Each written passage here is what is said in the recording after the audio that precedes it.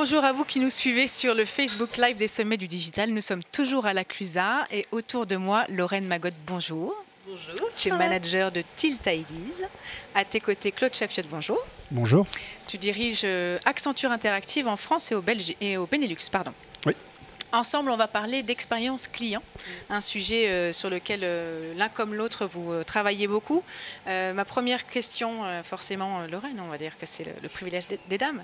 Expérience client, satisfaction client, parcours client, quelle est vraiment la différence, où sont les nuances entre ces termes qui, pour beaucoup, veulent dire la même chose? Exactement, souvent on mélange ces deux termes. Pour nous, la différence majeure qu'on identifie, c'est que l'expérience client, c'est ce qui va vraiment permettre d'engager émotionnellement ton client. Versus la satisfaction client, qui est plus vue aujourd'hui comme quelque chose qu'on qualifie chez Tilt de contrat de base. C'est-à-dire que c'est un prérequis. Si tu n'as pas ces éléments du contrat de base de satisfaction client, alors ton client, il se désengage totalement. Il passe à une autre marque, il revient même plus vers toi du tout. Alors que l'expérience client, c'est chercher à engager son client sur l'ensemble des interactions du parcours pour éviter tout ce qu'on appelle les pain points, les irritants du client, et chercher à créer du lien avec lui. Satisfaction client, c'est la mesure de l'expérience client, in fine. Ouais, c'est ça. Et en fait, la satisfaction client, pour aller juste un peu plus loin sur le contrat de base, tu as des contrats de base, si je te prends un exemple pour illustrer quand même ce que je dis, la partie contrat de base, tu vas avoir tout de suite. Tu vois, par exemple, aujourd'hui, Amazon a mis des standards de livraison qui sont valables maintenant pour toutes les marques. Tu attends à être livré en H+, et plus du tout en J+, et si tu livres toi en 5 jours ton colis, bah, tu es complètement has-been par rapport à ton client. À l'inverse, il y a des motivateurs émotionnels qui vont engager ton client, par exemple dialoguer avec son client, être proche de son client, et donc c'est l'exemple d'Umpqua que j'aime bien citer, qui est une banque américaine qui dans ses 300 agences a mis un magnifique téléphone hyper old fashion qui trône en plein milieu de l'agence, qui donne un accès direct au PDG de Umpqua banque, donc une énorme banque. Et en fait, c'est pour dire, ben voilà, nous, notre mission de marque, c'est d'être proche de notre client, c'est d'être proche de vous. Donc évidemment, personne ne le fait, personne n'appelle, mais pour autant, ça marque les esprits et ça fait vivre une expérience client en disant, voilà, on prend soin de nous. Et ça, c'est différenciant. Claude, cette définition te semble précise, cohérente? Tu veux ajouter quelque chose? Non, c'est très juste. C'est très juste. Je parlais tout à l'heure du fait que 64% des clients aujourd'hui sont prêts à switcher d'un produit ou d'un service à l'autre sur la base de leur satisfaction, mais par rapport à des critères de pertinence. Oui. La pertinence, c'est ça. Et elle évolue. Elle évolue à la hausse, comme tu le disais, quand on a un nouvel acteur qui arrive comme Amazon et qui, comme tu le dis, fait passer du J+ au H+.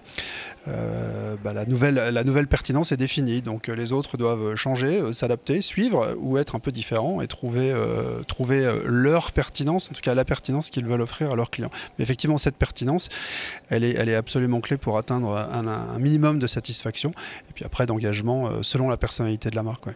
D'accord, donc la pertinence, en mots-clés, l'expérience client pour Accenture Interactive, c'est un sujet clé justement depuis, on en parlait tout à l'heure, 3 ans et demi déjà. Dans les phrases qu'on entend beaucoup sur scène ou dans les médias et que tu revendiques, tu dis que les consommateurs sont aujourd'hui plus fidèles à une expérience justement de marque qu'à une marque.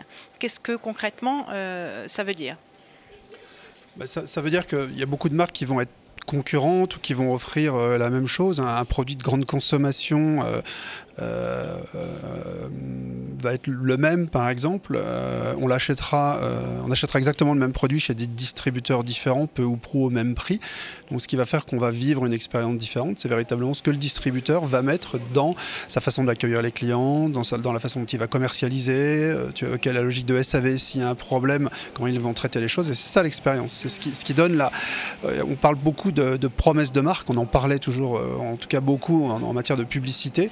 Maintenant, c'est la traduction de la promesse de marque en promesse d'expérience pour une marque qui va générer ou pas la fidélité. Sachant que on peut voir ça comme un problème ou un constat, mais les clients et les consommateurs sont aujourd'hui beaucoup plus volages. Alors c'est un souci, c'est aussi une formidable opportunité parce que dès lors qu'on se concentre sur la définition d'une expérience vue comme pertinente par la cible, on a le potentiel de capter beaucoup de clients et de faire bouger beaucoup plus les lignes qu'avant. Mais alors on parle de ces consommateurs qui sont volages, justement, il y a un chiffre qui ressort de votre étude chez Accenture qui dit que 92% des dirigeants affirment que les attentes de leurs clients sont de plus en plus volatiles. À partir de ce moment-là, comment est-ce qu'on arrive à les cerner, ces attentes? Comment est-ce qu'on arrive à construire une expérience client pertinente? Comment est-ce qu'on ne se trompe pas? Lorraine. Comment est-ce qu'on se trompe pas? C'est compliqué d'y répondre. Je pense qu'il faut d'abord être à l'écoute de tes clients. C'est hyper important de garder en tête que tes clients sont la voie qui va te permettre d'aiguiller et de pivoter, comme tu le disais très justement dans ton pitch, ton business model. Après, il y a des petites astuces que tu peux garder en tête. Nous, on pense que dans l'expérience client, il y a la fameuse théorie des 4S. Alors, on sait que ça fait très cabinet de conseil, ça, parce que les 4S, les 3B, les 4P, on en a plein comme ça. Mais ceci dit, les 4S dans l'expérience client, c'est intéressant parce que c'est facile à retenir. La première chose, c'est arriver à simplifier ton modèle. À simplifier, on voit là encore, je vais citer Amazon, on voit qu'Amazon, c'est la simplification à l'extrême. Je crois qu'en 2 clics, tu as passé ta commande. Le deuxième S, ça va être le service. Passer d'une logique de produit à une logique de servicisation à la Google. Et le troisième de ces 4 S, c'est la partie sans couture. Dire que sur tout ton parcours client, c'est très simple, très simplifié. Et à la Apple, ou quand tu vas en Apple Store, c'est hyper évident, tu n'as même pas les prix, c'est pas là, on parle pas de prix, on est sur un autre sujet et on est sur la qualité et on va parler de valeur justifiée cette fois-ci. Et le dernier S, celui que je préfère, c'est le souvenir. C'est le souvenir, la signature de marque que tu vas laisser. Et je pense que ça, pour créer une expérience client et pour créer une belle expérience client, c'est hyper important de penser à ta signature relationnelle. L'exemple de Starbucks qui se dit proche de ses clients, et comment ils font? Ils font des preuves très concrètes, ils vont t'appeler par ton prénom, ils vont te sourire, te souhaiter une excellente journée. Voilà, c'est tout leur modèle qui tourne autour de ça, qui va permettre de marquer les esprits. Claude, en termes de S, le sur-mesure, non? C'est pas aussi un petit peu l'enjeu aujourd'hui, être dans une relation très personnalisée avec ses consommateurs? Oui, la personnalisation et l'hyper-personnalisation, tant en matière de messages que de canal, est clé. Tu citais des exemples de banques. On va avoir un rapport chacun différent dans sa volonté de communiquer avec la banque et probablement utiliser un canal, c'est démontré depuis longtemps, mais utiliser un canal différent en fonction du type de questions que l'on va vouloir poser à la banque ou du type de problème que l'on a. Donc oui, la personnalisation, c'est absolument clé. Et aujourd'hui, c'est possible en combinant, parce que le début de ta question, c'est comment est-ce qu'on fait. Donc cette personnalisation, elle devient possible avec un travail de la data et de compréhension de ses attentes au travers de la data, d'une part, et elle devient aussi possible financièrement grâce à la technologie qui permet de combiner technologie et data pour délivrer des messages vraiment ultra personnalisés, ce qui est encore un synonyme de pertinent.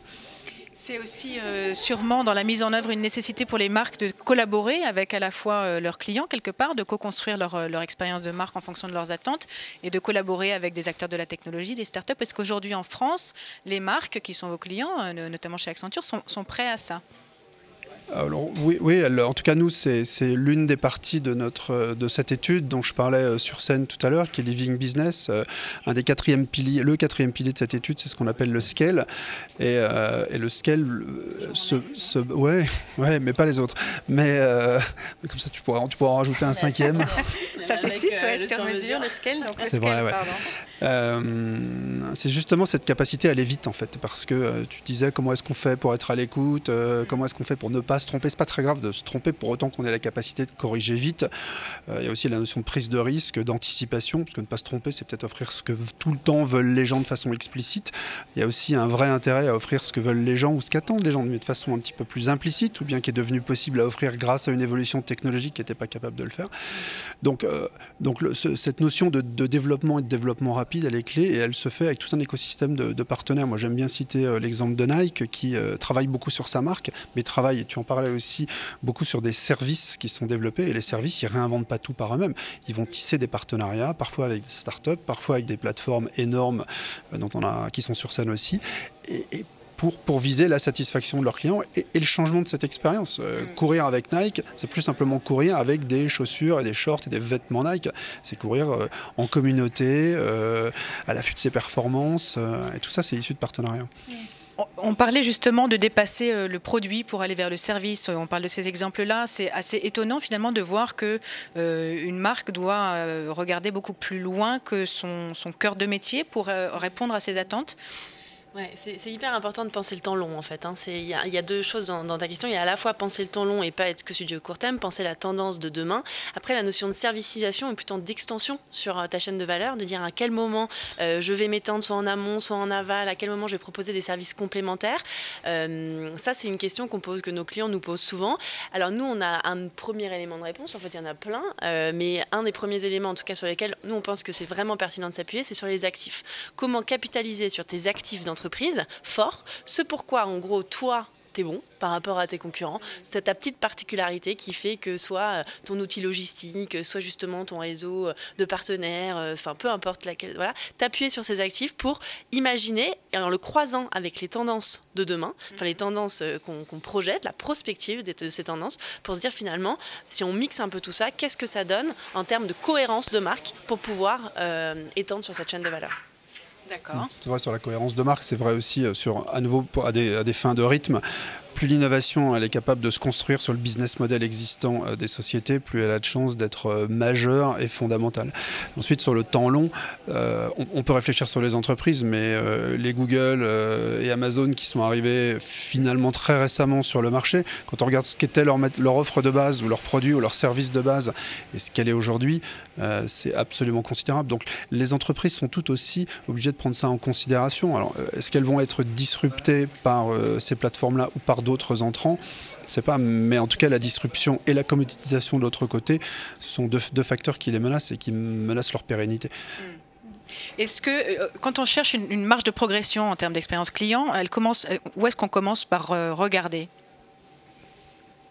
Ben, on écoute ses clients. Enfin, la notion de satisfaction client, elle est importante. Je pense qu'il faut essayer de regarder sur la... Tu décrivais la façon dont Amazon était arrivé sur ces marchés, mais on peut travailler sur la logique de résolution de pain point.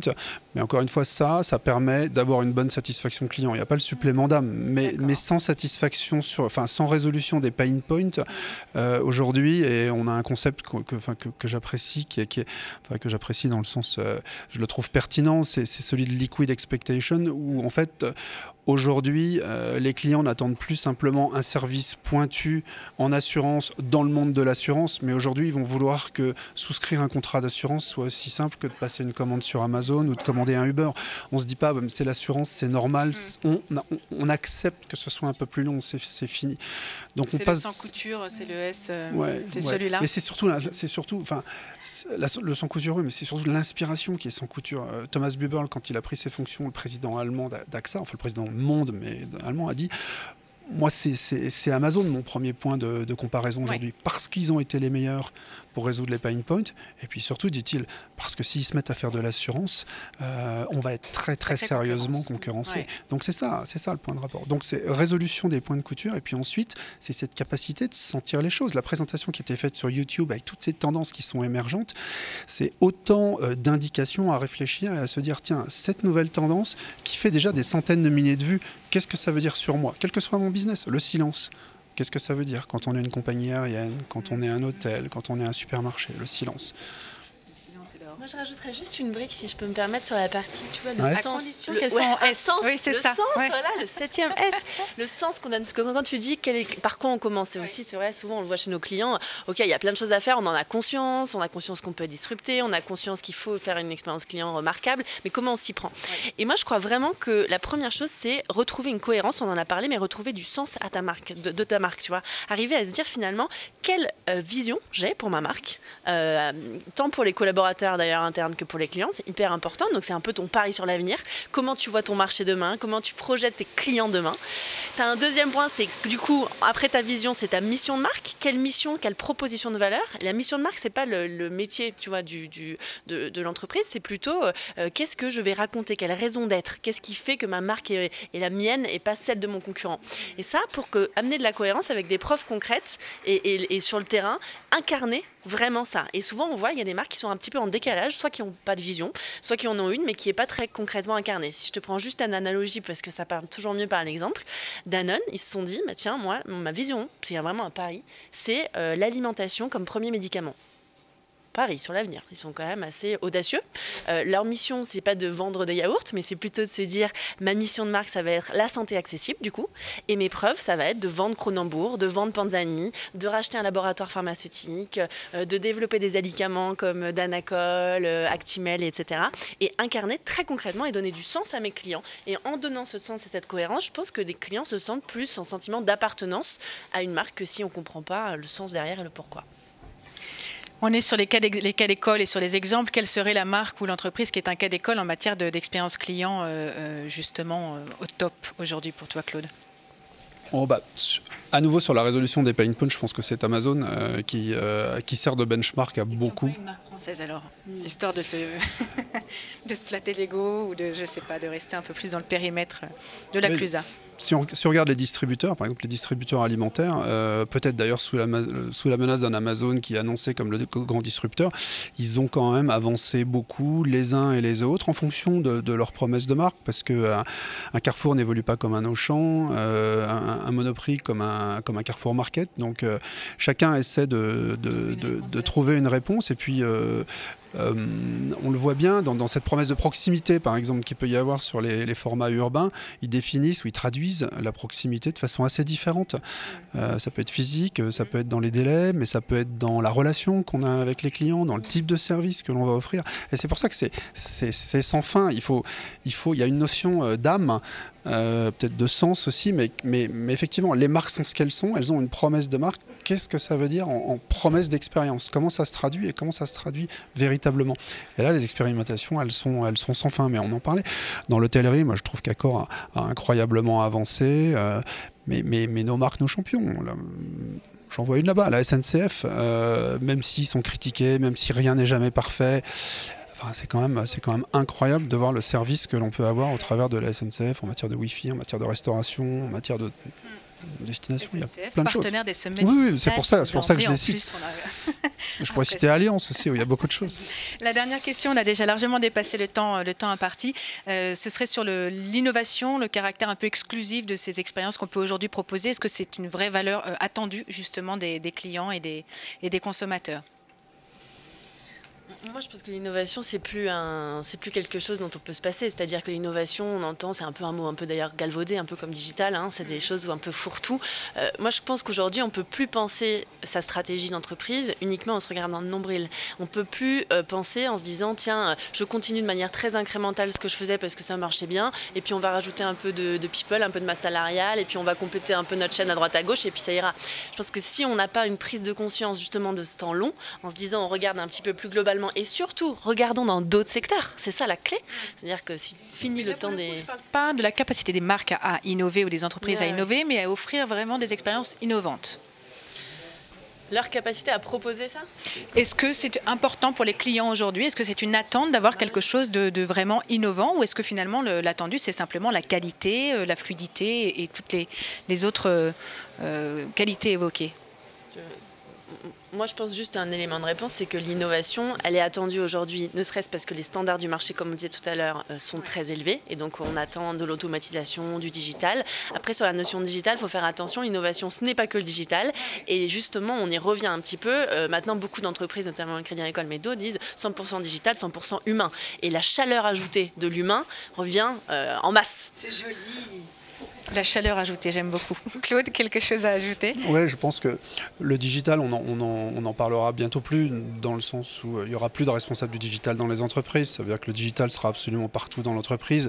Il n'y aura plus un directeur des ventes online et quelqu'un qui gère le réseau. C'est fini. À la communication, il n'y aura pas de gens en charge du digital et d'autres gens qui seront en charge du corporate. Donc le digital, on est encore dans des logiques de révolution digitale, de transformation digitale, mais évidemment il va s'insérer partout et il doit s'insérer partout. Et je ne sais pas si c'est l'humain qui reprend du poids, mais en tout cas les expériences, elles sont facteurs des deux choses. Et tu citais Starbucks, l'expérience elle est beaucoup sur l'humain, et dans les magasins ce sera le cas. Sinon, pour le coup, il n'y a plus besoin d'avoir de magasins. C'est-à-dire que si on n'a pas ce côté humain, pour le coup, on rentre dans une logique de commoditisation qui est plus rentable et qu'on peut plus s'offrir. C'est ce que je voulais dire par innovation. Starbucks, ça a été aussi l'innovation. C'est-à-dire que c'était quand même le premier à nous appeler, Charlotte, Claude et Lorraine. Et ce qui est toujours intéressant dans cela, c'est que, mais on le voit sur Accor, on l'a vu sur G7. À un moment, il y a des innovations qui sont très très disruptives, qui approchent, dont certaines sociétés sont proches d'une issue assez fatale, et puis elles réagissent sous cette impulsion. Alors il y en a d'autres qui sont dans une évolution plus sans impulsion, c'est d'ailleurs beaucoup plus sain, mais toutes ces boîtes, elles se jettent à corps perdu dans l'innovation pour garder leurs clients et les reconquérir. Merci à tous les deux, merci Lorraine, merci Claude. Je vous laisse profiter de l'expérience des sommets et je vous retrouve dans 10 minutes pour un prochain live sur le Facebook des sommets du digital. Merci.